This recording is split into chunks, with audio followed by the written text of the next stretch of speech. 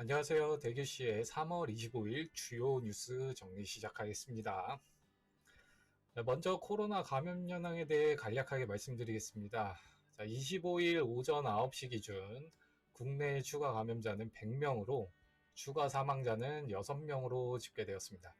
총 세계 확진자는 전일보다 37,689명 증가, 사망자는 2,104명 증가한 18,230명으로 집계됐습니다.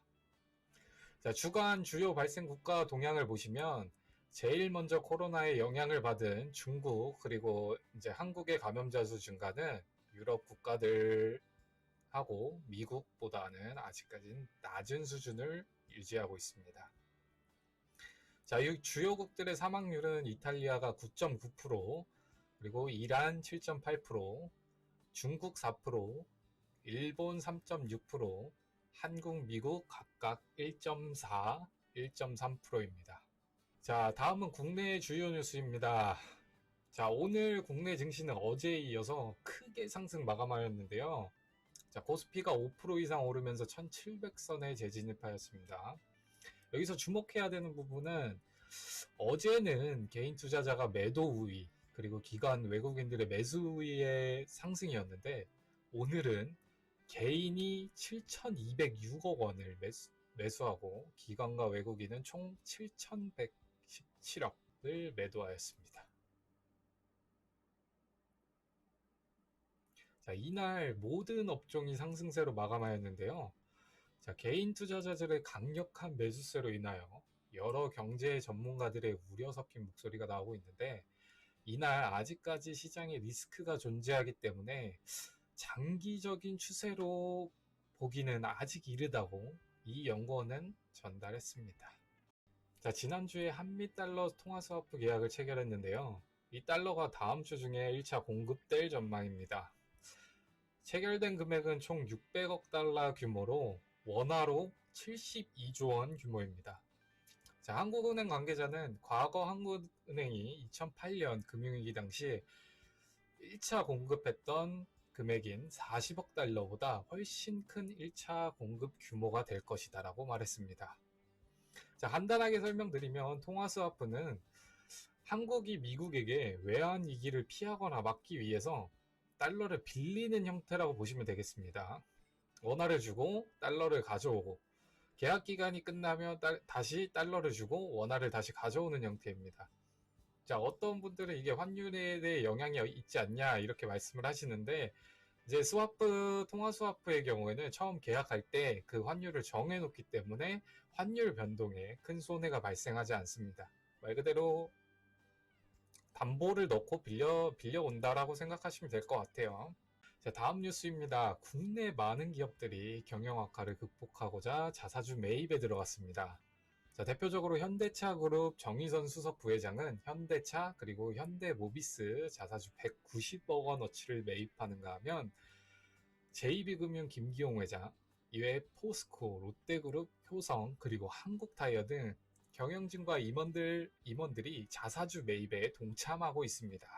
자, 이는 주가에 굉장히 긍정적인 역할을 할 것으로 기대하고 있습니다. 자, 다음 뉴스입니다. 23일 글로벌 신용평가사 S&P는 다시 한번 한국 및 아시아 태평양권 나라들의 GDP 성장률을 또 한번 조정을 했는데요. 한국의 올해 성장률이 기존 1.1%에서 마이너스 0.6%로 역성장할 것으로 전망했습니다. 덧붙여 S&P는 아시아 태평양권 나라들의 경제적 손실이 약 6,200억 달러, 우리 돈으로 790조 원 정도로 추정된다고 밝혔습니다. 다만 S&P에서 올해만 잘 견딘다고 하면 내년에는 V자 반등을 보일 수 있을 것이라고 얘기했는데요. 내년을 한번 기대해 봐야겠네요. 다음은 해외 뉴스입니다. 자, 중요한 최근 뉴스만 짚고 넘어가겠습니다. 그리고 나머지 이제 현재 나오는 뉴스들은 제가 라이브 방송 저녁 8시부터 새벽 2시까지 매일 진행하고 있으니까 오시면 그때그때 해외 뉴스를 실시간으로 받아보실 수가 있겠습니다. 자, 가장 중요한 뉴스인데요. 자, 월요일 오후 9시경 미 연준에서 사실상 무제한 양적 완화를 조치하겠다고 밝혔었잖아요. 그러고 이틀 뒤인 오늘 공화당 민주당 상원 과반수 동의로 미국이 2조 달러 부양책이 통과되었습니다. 여기에는 직접적인 지원책으로 저소득 중간층 성인에게 각 1,200달러, 그리고 아이 한 명당 500달러의 지원이 포함됩니다. 직접 돈으로 지불을 하는 거예요. 돈으로 한 명당 1,200달러, 그리고 아이한테 500달러의 지원금을 준다, 이 얘기입니다.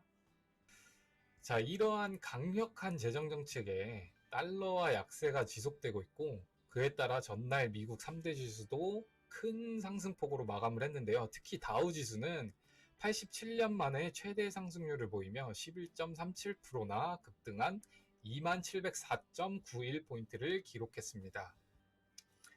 나스닥은 8%, S&P 지수는 9% 상승 마감하였습니다. 그에 반해 지금 인도는 3주 동안 전국적인 락다운에 들어가겠다고 밝혔고, 싱가포르는 바나, 영화관 등 이런 공공장소를 강력하게 제한할 계획 중에 있다라고 밝혔습니다. 중국을 제외한 거의 대부분의 국가들이 지금 현재 상태에서는 다 점점 더 락다운에 들어가고 있는 상태예요. 공장도 셧다운에 들어가고 있고 잠정적인 정지 상태죠. 자, 여기 이 같은 맥락에서 전일 트럼프 미 대통령은 부활절까지 미국 경제가 다시 활성화되길 바란다고 밝혔으나, 캘리포니아 주지사는 부활절까지 셧다운 해제한다라고 발표하기에는 조금 어려움이 있을 것 같다라고 이렇게 의견을 말했네요. 추가적으로 재밌는 건 트럼프 대통령이 지지난 발표에서 지속해서 차이니스 바이러스라고, 이렇게 중국 바이러스라고 이렇게 언급한 사례가 많잖아요. 그런 얘기를 이제 더 이상 안 한다라고, 언급하지 않겠다라고 얘기를 하네요. 자, 현재까지 가장 지금 중요한 미 시장의 뉴스를 통해서 오늘 저녁에 이제 선물 시장의 행방을 알아보도록 할 거고요. 자, 라이브 방송에 오시면 이제 현 시장의 동태라든가 이런 것들을 같이 한번 살펴보실 수 있는 기회가 될 것 같습니다. 자, 그럼 뉴스는 여기서 마치도록 하겠습니다. 안녕!